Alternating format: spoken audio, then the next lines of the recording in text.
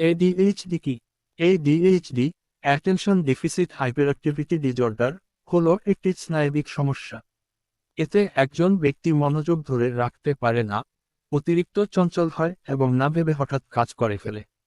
এটি সাধারণত শৈশব থেকে শুরু হয় এবং অনেক সময় বড় হয়েও থেকে যায়। প্রধান লক্ষণ: তারা চিহ্ন মনোযোগের অভাব, পড়াশোনা বা কাজে মনোযোগ ধরে রাখা কঠিন, সহজে ভুলে যাওয়া, জিনিসপত্র হারিয়ে ফেলা। তারা চিহ্ন অতিরিক্ত চঞ্চলতা, স্থির হয়ে বসে থাকতে না পারা, অকারণে নড়াচড়া বা বেশি কথা বলা।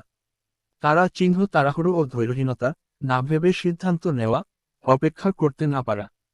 কারণ: তারা চিহ্ন বংশগত, জেনেটিক প্রভাব। তারা চিহ্ন মস্তিষ্কের রাসায়নিক ভারসাম্যের ঘাটতি। তারা চিহ্ন জন্মের সময় বা পরে কিছু জটিলতা।